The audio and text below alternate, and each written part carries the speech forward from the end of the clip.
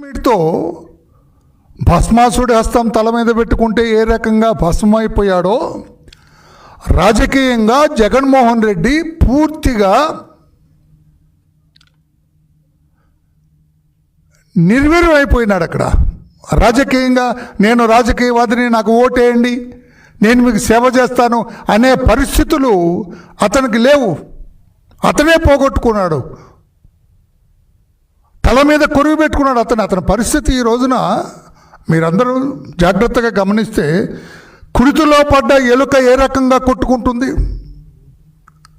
సామెతలు చెప్పాలని అతన్ని అవమానించాలనేది నా ఉద్దేశం కాదు, వాస్తవం గ్రహించాలా, రాష్ట్ర ప్రజలు కూడా గ్రహించాలా. కుడితిలో పడ్డ ఎలుకకి ఈనాడు రాజకీయంగా జగన్మోహన్ రెడ్డికి ఏమి తేడా ఉంది అని చెప్పి నేను అడుగుతున్నాను. నేను శ్లేష్మంలో చిక్కుకున్న ఈగ, శ్లేష్మం ఆయనకు అర్థమై కాకపోవచ్చు, పక్కన వాళ్ళు ఎవరన్నా చెప్పండి, నేను బహిరంగ చెప్పటం బాగుండదు. శ్లేష్మంలో చిక్కుకున్న ఈగలాగా ఉంది జగన్మోహన్ రెడ్డి పరిస్థితి రాజకీయంగా రాష్ట్రంలో. మనకొక గ్రామీణ ప్రాంతంలో ఒక సామెత ఉంది, సూదిపోయిందని సోది అడిగితే పాత నేరాలన్నీ పాత తప్పులన్నీ కూడా బయటపడ్డాయట. సూదిపోయిందని సోది అడిగితే, సోది అడగటం అంటే అది అడిగితే పల్లెటూళ్ళలో సోది వాళ్ళ దగ్గరికి వెళ్ళి అడిగితే వాళ్ళు చెబుతారు ఇక్కడ ఉంది అక్కడ ఉంది, ఇది జరిగింది. ఆ రకంగా ఈయన సోది అడిగాడు సూదిపోయిందని. ఇతని పాత అన్నీ కూడా ఇతని అవినీతి, ఇతని అరాచకం, అహింస అనుకుంటున్నాడు. ఇతని హింసావాదం మొత్తం కూడా బయటపడింది. అతనేమని చెప్పాలనే ఉద్దేశం, తానొక అహింసావాదినని, తన కుటుంబం అంతా కూడా సచీలురని, హింస జోలి పోరని, రక్తం చూస్తే కళ్ళు తిరిగి పడిపోతారని, ఒక మనిషిని కూడా చెంపదెబ్బ కొట్టిన దాఖలాలు ఆ కుటుంబానికి, అతని తాతకు కానీ అతని తండ్రికి కానీ ఇతనికి కానీ లేవని, ఒక చెంప కొడితే రెండవ చెంప చూపించే జాతి మాది అని, తన తాతని తన తండ్రిని తనని హెచ్చించుకోవాలని ఆయన ప్రెస్ మీట్ పెట్టడం జరిగింది. పత్రికేయ సోదరులు మీరు అందరూ గమనిస్తున్నారు లేదో, ఆయన ఎప్పుడు ప్రెస్ మీట్ పెట్టినా కూడా సెల్ఫ్ గోల్ వేసుకుంటాడు ఆయన.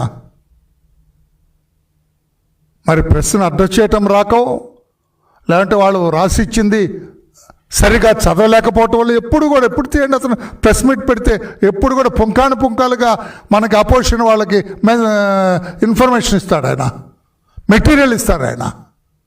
ఆ రకంగా తన కుటుంబ చరిత్ర తానే బయట పెట్టుకున్నాడు.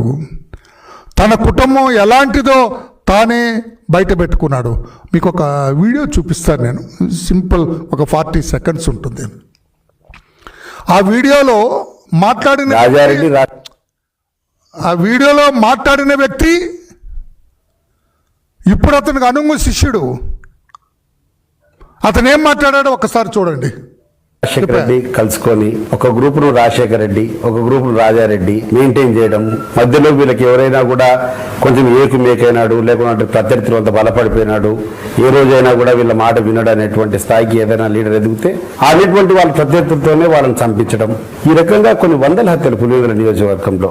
మా వేంపల్లి మండలంలో గిడ్డింగిపల్లె భాస్కర్ రెడ్డి అని చెప్పేసి అతని మీద గిడ్డింగిపల్లె ప్రభాకర్ రెడ్డి, ఆ తర్వాత లింగాల మండలంలో అయితే ఒక 6 డజన్ హత్యల పైన.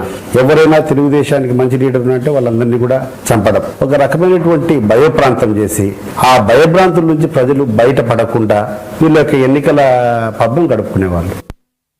రైట్, వీడియో తీసేమ్మా, మళ్ళీ నేను అడిగినప్పుడు పెడదు. కానీ మీరు చూశారు కదా అందరూ, ఏం కనపడుతుంది, ఎవరు చెప్పింది? ఇప్పుడు ఆయన అనుగు జనరల్ సెక్రటరీ అనుకుంటా, అతను పార్టీకి కూడా జనరల్ సెక్రటరీ, జగన్ గారి పక్కనే ఉంటారు. ఆయన ఏం చెబుతున్నాడు? రాజశేఖర్ రెడ్డి, అతని తండ్రి రాజారెడ్డి గారు రాజకీయంగా స్థిరపడటానికి, రాజకీయంగా గెలవటానికి 100 గిట్టని వాళ్ళందరినీ చంపిస్తారు, ఏకుమేకైన వాళ్ళందరినీ చంపిస్తారు, పదులు వందల సంఖ్యలో చంపించారు అన్న జగన్మోహన్ రెడ్డి గారు. ఇప్పుడేమంటారు మీరు మొన్న 21వ తారీఖున పెట్టిన ప్రెస్కి దీనికి ఏమైనా సంబంధం ఉందా?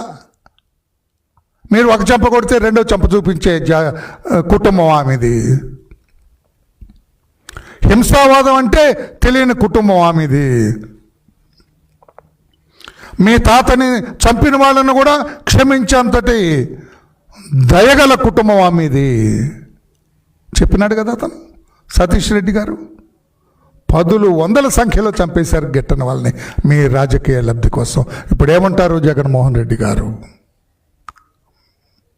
మీ మనస్తత్వం ఏంటి చెప్పండి. జగన్మోహన్ రెడ్డి గారు మీ మనస్తత్వం చిన్ననాటి నుంచి కూడా అరాచకాలకు, హింసావాదానికి అలవాటు పడ్డ వ్యక్తి మీరు.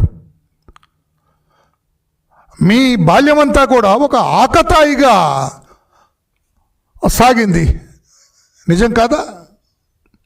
మీ బాల్యమంతా కూడా ఆకతాయితనంగా సాగింది. మీరు చదువుకునేటప్పుడు కూడా నేను అడుగుతున్నాను ఈ రోజున, మీరు 10th క్లాస్ ఏదో పబ్లిక్ స్కూల్లో చదివారంటున్నారు కదా, అక్కడేనా మీరు క్వశ్చన్ పేపర్లు దొంగతనం చేశారని మీ మీద ఆరోపణలు ఉన్నాయి? దానికి ఎప్పుడైనా సమాధానం చెప్పారా రాష్ట్ర ప్రజలకి? నేనేంటి క్వశ్చన్ పేపర్లు దొంగతనం చేస్తే ఫస్ట్ క్లాస్ స్టూడెంట్ మీరు అంటారు కదా, నేను ఫస్ట్ క్లాస్ స్టూడెంట్కి క్వశ్చన్ పేపర్స్ దొంగతనం చేయాల్సిన అవసరం ఏముంది? సమాధానం చెప్పారా ఎప్పుడైనా? మీరు ఇక నేను లోతుగా అందులోకి పోదలుచుకోలేదు. మీరు